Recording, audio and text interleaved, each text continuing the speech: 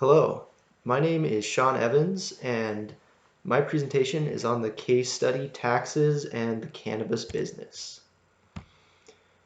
In this scenario, a CPA named Haley DeClaire has been asked by her managers to alter a customer's tax return in order to both please the customer and bring in more business for her company.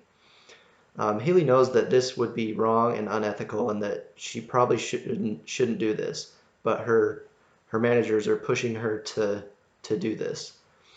She has a meeting scheduled on Monday with her managers and one of the firm's partners, and they're going to try and convince her to go along with what they're saying. So we're going to look at what she should do and what might be affecting her decision. Going into a meeting with your managers, there's going to be a lot of pressure on an employee. Some of the organizational pressures in this scenario, it can be quite intimidating when you have a manager and a partner at the very top level of your firm trying to get you to agree with them. And then in addition, in this scenario, it would be a 2-on-1. You have a manager and a partner trying to get an employee to agree.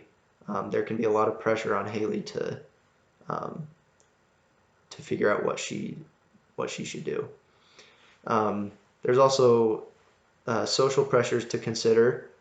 She could have a relationship with her manager, kind of a mentor relationship, where she usually trusts what he says and takes that into account, and it could damage a relationship. One thing to keep in mind is cognitive dissonance. Cognitive dissonance is a situation where there are conflicting beliefs or behaviors. As a CPA, Haley knows that the right thing to do would be to not alter the customer's tax return, keep it the way it is, the way that she's been taught and the right way to prepare it is. But if she went along with it, maybe arguing to herself, this is okay because it's going to make the customer happy and it's going to bring in more business for my company, that might be okay. That would be an example of cognitive dissonance, where she knows it's wrong, but she's trying to justify it by coming up with things that make it right. So what's at stake here? What would happen if Haley went along with her managers and decided to change the customer's tax return? So yes, the company could please the customer and bring in more business. It could be good for the company. But what happens if the information gets out? Somebody finds out that they did something maybe illegal or unethical to change the tax return. It could be very damaging for the firm's reputation. They could lose business off of it. It would push away further clients, and then they could lose their CPA licenses if they were found to be acting unethically.